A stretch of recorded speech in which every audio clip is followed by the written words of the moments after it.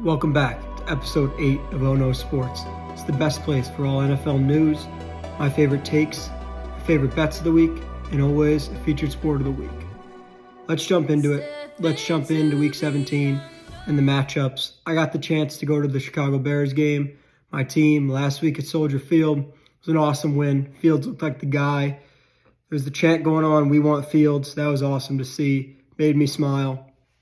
But it was a really good week. Lamar showing out again, looked like he was the MVP, locked in. Ravens look like a juggernaut that can't be beat. We got a lot going on in the NFL as per usual in week 17.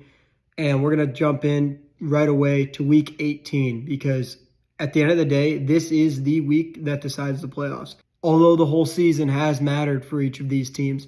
For some of them, and we'll talk about each and every one of them on OKnowsSports this week on episode 8, this game is what decides it all. So let's jump right into it right now. We're going to start off in the AFC. So obviously, as I said, the Ravens are playing awesome football. They've locked in the 1 seed. So all the games will go through M&T Bank in Baltimore.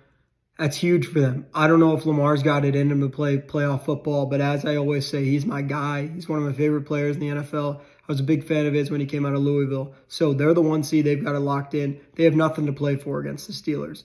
On the other hand, can't say the same about the Steelers. They need some help, and they need to beat the Ravens. The Steelers need to win, and they need either Buffalo to lose or the Jaguars to lose. So they need to beat the Ravens, and they need some help. I don't know if Lamar's playing this week. I saw they are underdogs, so I'm assuming he is not. I'm assuming guys like Kyle Hamilton and Roquan that are a little banged up will also not play this week. So the Steelers need that win, and they also need some help as well. Next, we'll jump into the Houston versus Colts game. One of the fun things about this game is that both of them could win the division with this win. And both of them need the same result. So CJ Stroud needs to take down Gardner Minshew and the Colts, and Gardner Minshew and the Colts need to take down CJ Stroud and the Texans. And what they also need is a Jags loss in order for that to happen. So the Jaguars are kind of on the backs of a lot of teams here, and a lot of teams need the Jags to lose in order for them to get have a chance to get into the playoffs. But that's going to be a great matchup. I'm excited for that one because I think CJ Stroud will play well in that game, but the Colts are a good team. They're gritty, and they somehow have the record that they do. I don't think they're as good as their record, but at the same time, I say that and they just keep winning. So I'm excited to watch that matchup. The Jags, I mean, a lot of teams will be watching the Jags game on the side. Maybe their coaches will be right here with the phones up watching the Jags game as the Colts and Texans game is going on. It's going to be an important one for sure. Next, we'll actually talk about the Jags game. So if they win, they obviously win the AFC South, and the AFC South will be crowned theirs. And no matter if the Colts win by 40 or the Texans win by 50, it will not matter because the Jags will be in and they will have won the AFC South. They will be playing the Titans, and we'll get into that a little later, but hint, that might be involved in our bet of the week of our favorite. Next, we'll talk a little bit about the NFC on the opposite side of the spectrum for the NFL. We got the 49ers as the 1 seed, and everything will be going through San Francisco in the playoffs.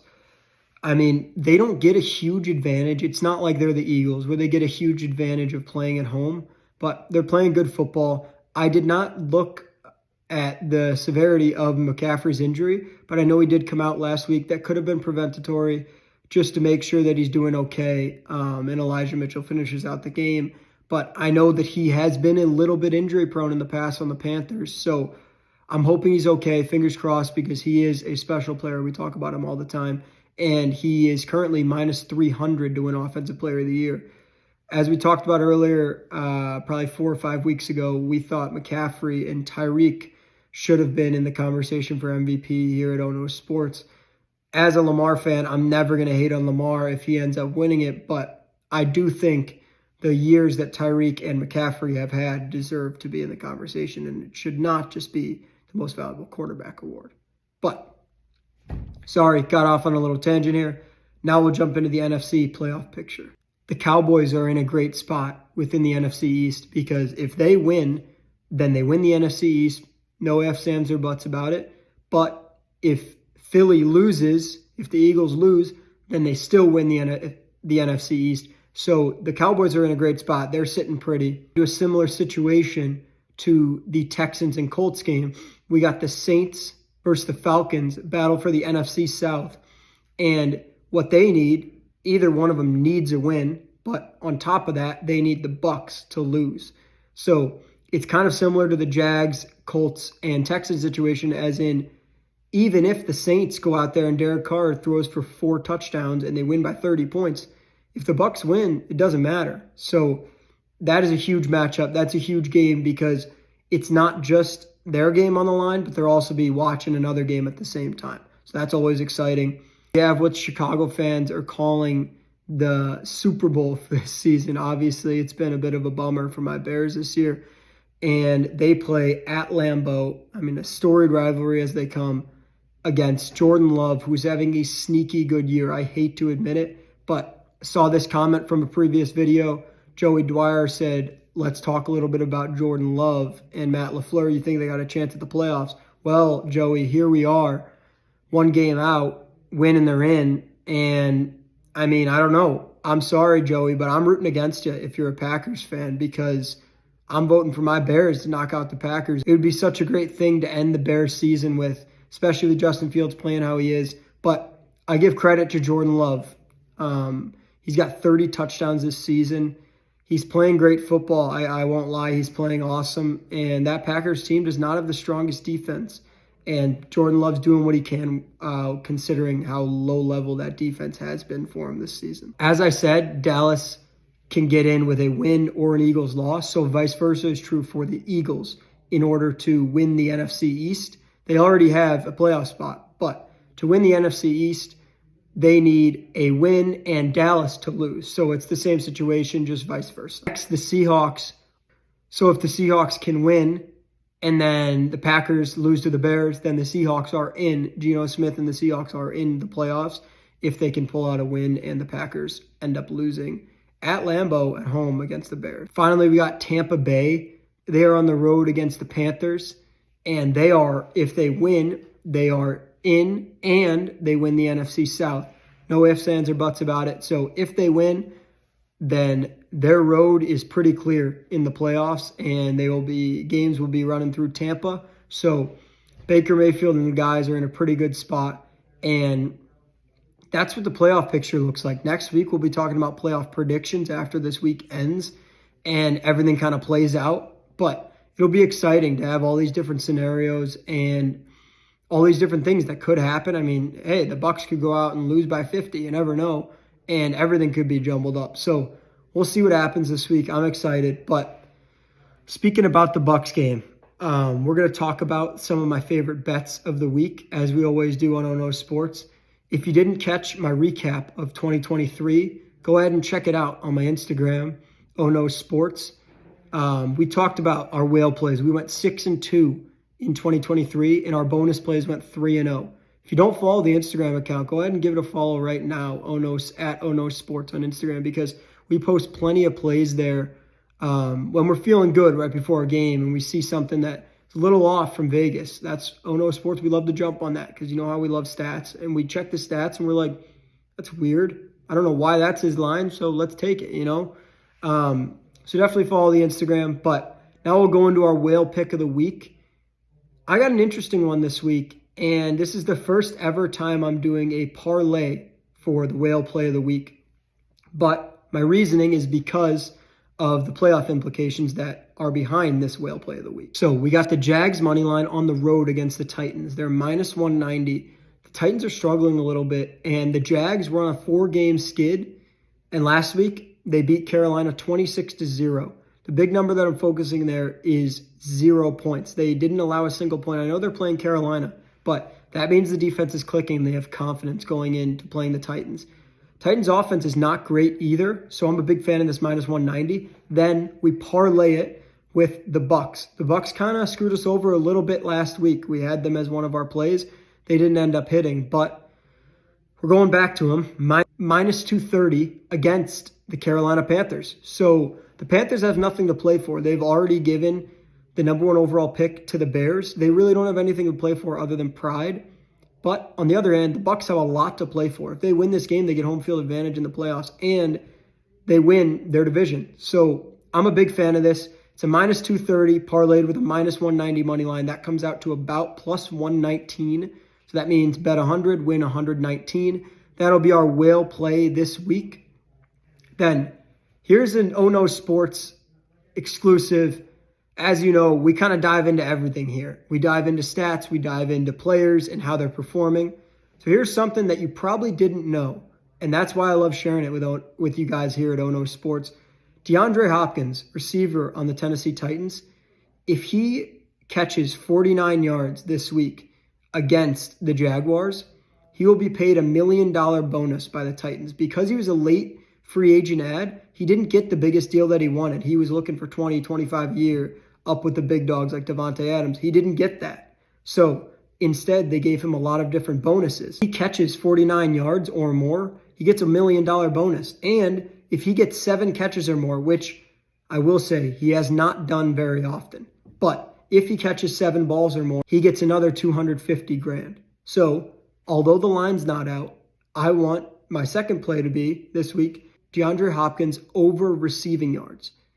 I don't know what the line will be. I have looked and I have not found it, as sometimes the books take a little bit to drop their lines, but I want DeAndre Hopkins over receiving yards, and that is because he needs this for his bank account and to get a bonus. I mean, you're feeling great if you get a bonus. He's had a great season, over 1,000 yards for the Titans, and I love this. Our second play is very similar, and I guarantee you guys you didn't know this one. Chris Jones, defensive tackle on the Kansas City Chiefs, he's 1/2 of a sack away from his bonus. And this bonus is a big boy. If he gets a 1/2 a sack this weekend against the Chargers, then he gets $1.25 million.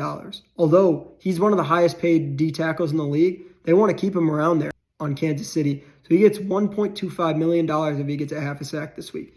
I don't know what the odds will be on this play, but I think they will be plus. So this will be my third play of the week. And as always, you know we love stats here. The Chargers have the 25th best O-line in the entire NFL. Last time he played them, he had 7 QB pressures.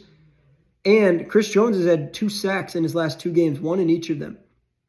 I'm a big fan of this play, not only because the big boy wants this bonus, but also because he records a lot of sacks. He's one of the best D tackles in the entire NFL. I would take this play even if there wasn't a bonus, but the bonus on the line adds a lot of juice to it. So our 3 plays, we got the parlay with the Bucks money line and the Jags money line at about plus 120. We got Chris Jones over 1/2 sack, hopefully plus money. And we got DeAndre Hopkins over receiving yards. Now we'll jump into our featured sport of the week. Check what the wheel has to say.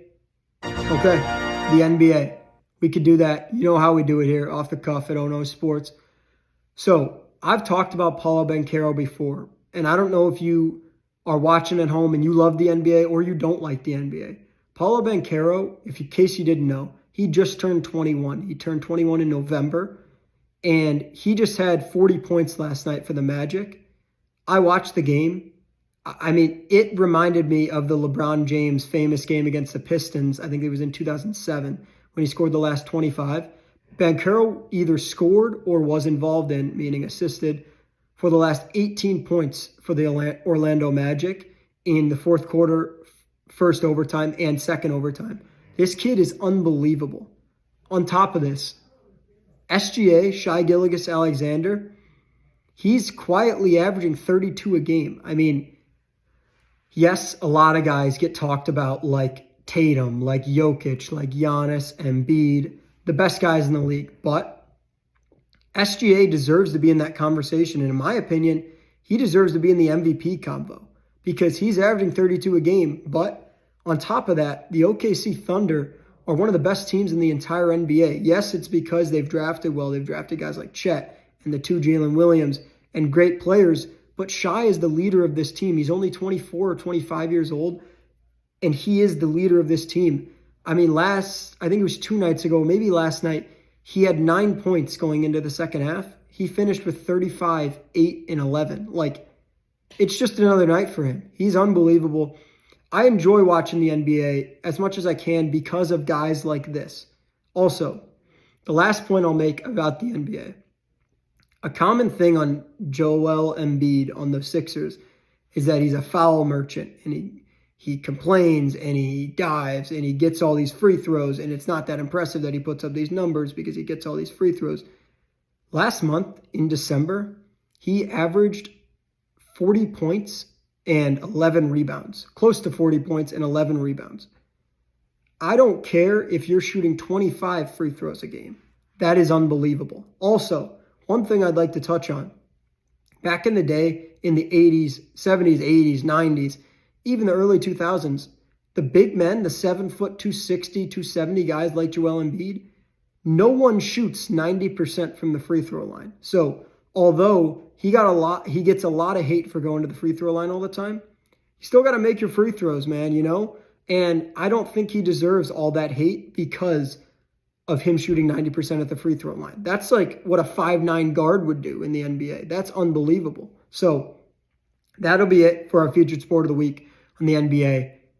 It's impressive to see what these guys are doing in the NBA. I want to hear what you guys think. Do you think SGA deserves to be in the MVP talk? Or do you think that's crazy talk from OKnowsSports? Or do you think Joel Embiid is a foul merchant? And I'm guessing you guys that hate the 76ers are going to say, you're damn right he is, and I don't like Joel Embiid at all. And that's okay. I want to hear all of your guys' opinions. Away from the sport of the week, we're going back to Week 18 in the NFL with all the playoff implications. I want to see what you guys have to say. Do you think that the Niners are going to run the table, or the Ravens are going to run the table, or is it going to be a dark horse, like the Buffalo Bills maybe? Or is it going to be the Cleveland Browns with Joe Flacco? I want to hear what you guys think, and I want to hear your guys' take. Comment below. Comment your Super Bowl prediction and who you think is going to win. And before we end on the episode of OKnowsSports, episode 8, I want to give my dark horse prediction of the Cleveland Browns. I talked about them, I think it was 2 episodes back with Joe Flacco when we had David Njoku as our whale play. That hit, by the way, he was amazing that game. But I think the Cleveland Browns, this is my prediction. So obviously I'm a big Ravens guy because I love Lamar, but I think the Cleveland Browns may be the only team in the NFL that could stop Lamar Jackson right now. And here's my reason behind that. Number 6, Jeremy Okowosu-Koromara. I know I mispronounced that. I'm trying my best here. He is one of the only linebackers in the entire NFL that's laterally quick enough to keep up with Lamar. Last time he played them, he had an interception, and they lost at M&T Bank. I truly think that if the Browns run into the Ravens at M&T Bank, they could upset them and take them down. Let me know what you think about that prediction. I know it's bold, and I know the Ravens look unbeatable right now. They just dropped a 56 burger on the Dolphins. But that's my bold prediction at OKnowsSports. I don't know. I hope it doesn't happen. I'd love to see Lamar Jackson win a ring, but we'll see what happens. Drop your predictions. Thanks for listening. Episode 8, OKnowsSports. We'll see you next time. Peace.